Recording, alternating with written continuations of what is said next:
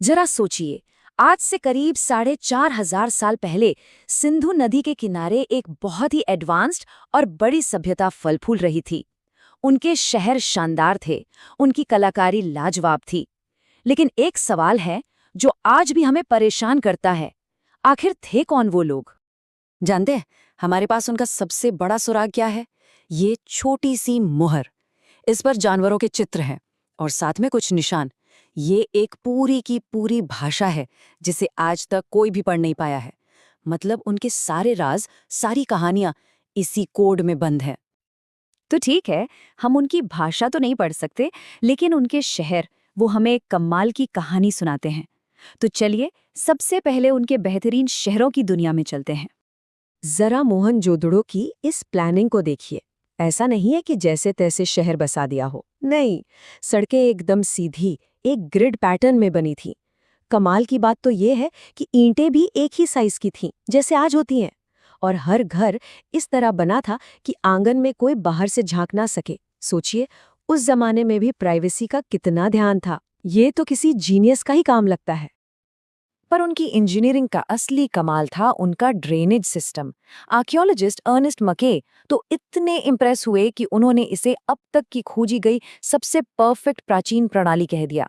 मतलब हर घर की नालियां ढकी हुई थीं और मेन नाले से जुड़ती थीं, बिल्कुल आज के मॉडर्न शहरों की तरह। और पानी का इंतजाम? सिर्फ मोहनजोदाड़ो शहर में ही लगभग 700 कुएं मिले हैं। 700! इसका मतलब है हर कुछ घरों के पास पानी का अपना सोर्स था। ये दिखाता है कि उनका शहरी जीवन कितने बड़े पैमाने पर और कितने अच्छे से ऑर्गेनाइज था। शहरों के अलावा उनकी बनाई छोटी छोटी चीजें भी बहुत कुछ कहती हैं। तो आइए अब उनकी कारीगरी और उनके ट्रेड की दुनिया में झांकते हैं। देखिए, आर्कियोलॉजिस्ट्स को दो तरह की चीजें मिली हैं। एक तो रोजमर्रा की चीजें, जैसे मिट्टी के बर्तन जो हर जगह मिल जाते हैं, और दूसरी है लग्जरी आइटम्स, जैसे ये फायोन्स के छोटे छोटे बर्तन। अब फायोन्स एक तरह का, कह सकते हैं, महंगा मैन मेड मटेरियल था। और दिलचस्प बात यह है कि ऐसी कीमती चीजें सिर्फ मोहनजोदड़ो और हड़प्पा जैसे बड़े शहरों में ही मिली हैं। इससे क्या पता चलता है? शायद यही कि वहां भी एक अमीर और पावरफुल क्लास रहती थी और उनका कनेक्शन पूरी दुनिया से था।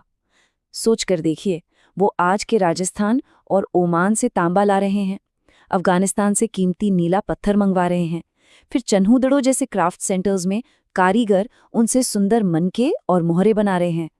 और ये तैयार माल हजारों मील दूर मेसोपोटामिया यानी आज के इराक तक पहुंच रहा था।